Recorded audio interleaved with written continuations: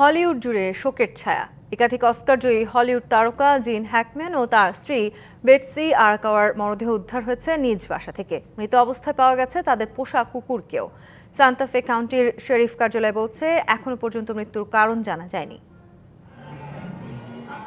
যুক্তরাষ্ট্রের নিউ মেক্সিকোর অঙ্গরাজ্যের সান্তা ফের বাসভবন থেকে উদ্ধার করা হয়েছে দুইবারের অস্কার জয়ী অভিনেতা জিন হ্যাকম্যান ও তার স্ত্রী বেটসি আরাকাওয়ার মরদেহ। উদ্ধার হয়েছে তাদের আদরের পোষা কুকুরের মরদেহ। হ্যাকম্যানের বয়স হয়েছিল 95 এবং তার স্ত্রী আরাকাওয়ার 64। স্থানীয় সময় বুধবার বিকেলে তাদের মরদেহ উদ্ধার করে পুলিশ।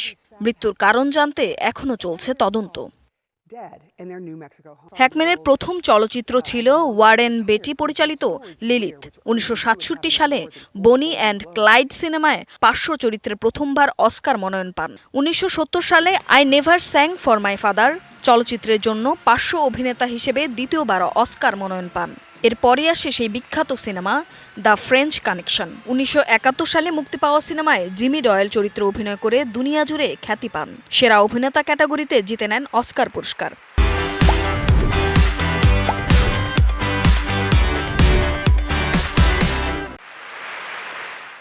হ্যাকম্যান 1992 সালে ক্লিন্ট ইস্টউডের আনফরগিভেন চলচ্চিত্রে শেরিফ লিটল বিল ড্যাগেট চরিত্রে অভিনয় করেন। এই সিনেমার জন্য পার্শ্ব চরিত্রে সেরা অভিনেতা হিসেবে আবারও অস্কার পান তিনি।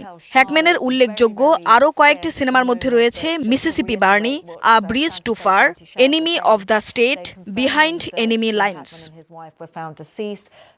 6 দশকের বেশি সময়ের ক্যারিয়ারে 2টি অস্কার, 2টি বাফটা, 4টি গোল্ডেন গ্লোব এবং একটি স্ক্রিন অ্যাক্টরস গিল্ড অ্যাওয়ার্ড পেয়েছেন Gene Hackman. The French Connection, Superman, the Royal Tenenbaums এবং আনফরগিভেন চলচ্চিত্রের জন্য তাকে বহুদিন মনে রাখবে সিনেমা প্রেমীরা। Tumpa Tarafdar, DBC news desk.